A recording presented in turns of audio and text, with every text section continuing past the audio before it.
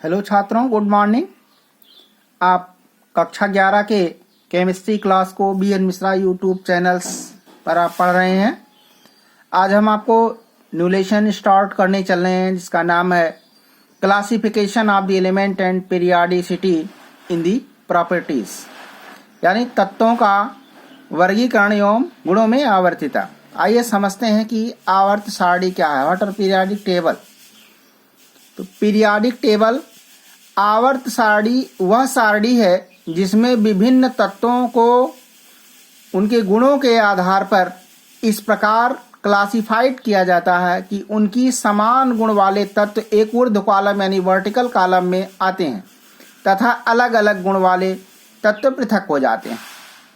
इन आवर्त सारणी में जो सर्वप्रथम परिकल्पना आई वो है डोवेराइनर का ट्राइट्स लॉ। तो आइए जानते हैं कि डोवेराइनर का ट्राइट्स लॉ क्या है।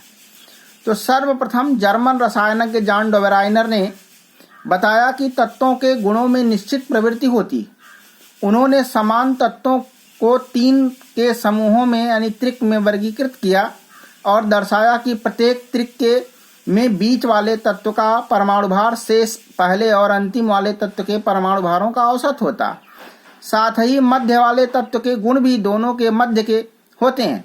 इसी को डोवेराइनर का त्रिक नियम कहते हैं। जैसे एक त्रिक उन्होंने दिया, जो पहला त्रिक है वो लिथियम, सोडियम और पोटेशियम का।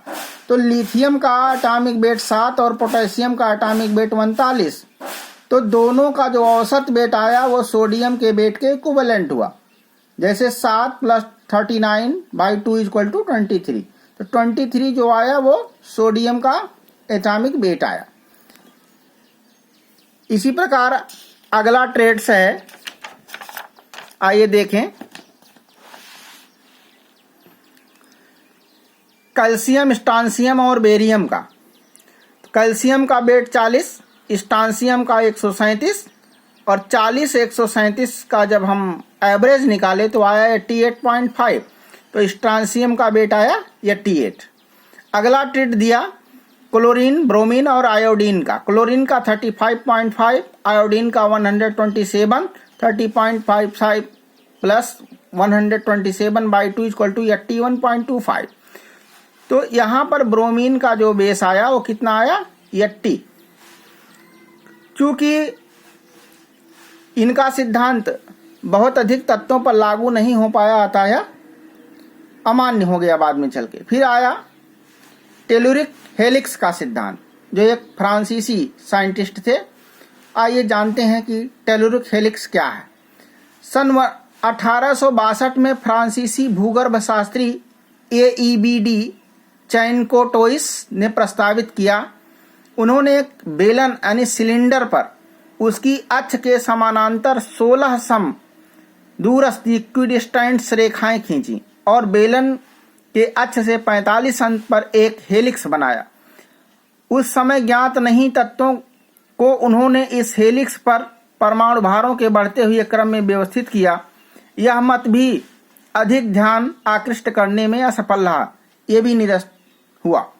इसके बाद दोनों के बाद जो तीसरा मान्य नियम आया वो है न्यूलैंड का ऑक्टेट रूल। सन 1865 में अंग्रेज रसायनज्ञ जॉन अलेक्जेंडर न्यूलैंड ने देखा कि जब हल्के तत्वों को बढ़ते हुए परमाणु भारों के क्रम में लिखते हैं तो हर 8वां तत्व पहले तत्व